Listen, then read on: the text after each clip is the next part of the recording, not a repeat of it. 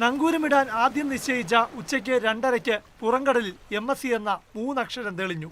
ലോകത്തെ ഏറ്റവും വലിയ ചരക്ക് കപ്പൽ ശ്രേണിയിൽപ്പെട്ട MSC തുർക്കി എന്ന മദർഷിപ്പ് വിഴിഞ്ഞം തീരത്തേക്ക്.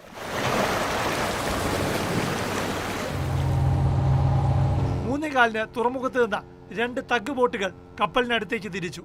കപ്പലിന് സമീപത്തെത്തി ആദരവായി വാട്ടർ സല്യൂട്ട്.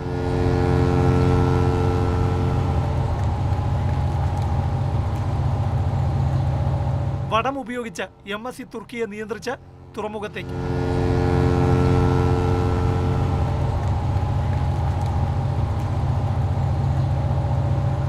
മീറ്റർ നീളമുള്ള സാൻ ഫെർണാണ്ടോ എന്ന കപ്പൽ 2024 നങ്കൂരമിട്ടപ്പോൾ വിഴിഞ്ഞം തുറമുഖത്ത് ചരിത്രം പിറന്നു. ഇന്ന് വീണ്ടും ചരിത്രം പിറന്നിരിക്കുന്നു. 399.9 മീറ്റർ നീളമുള്ള MSC തുർക്കി എന്ന കപ്പൽ വിഴിഞ്ഞം തുറമുഖത്ത് നങ്കൂരമിട്ടു.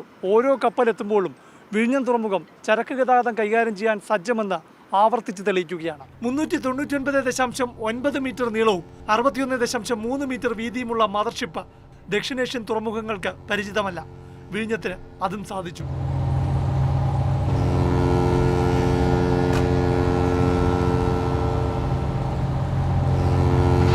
വിഴിഞ്ഞം തുറമുഖം കാണാനെത്തിയവർക്ക് MSC തുർക്കി അപൂർവ കാഴ്ചയായി.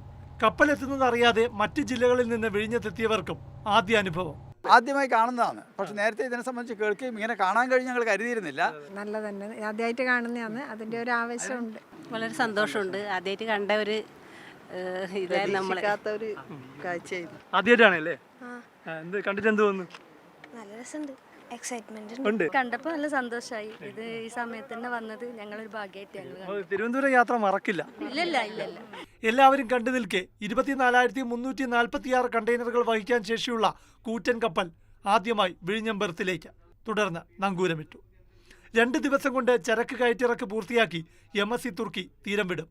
ഡിസംബറിൽ ചരക്ക് ഗതാഗതം കൈകാര്യം ചെയ്തു തുടങ്ങിയ വിഴിഞ്ഞം തുറമുഖത്തിന്റെ ആദ്യഘട്ട ഔപചാരിക കമ്മീഷനിംഗ് പ്രധാനമന്ത്രിയുടെ സമയം ലഭിക്കുന്നതോടെ നടത്താനാണ് നീക്കങ്ങൾ.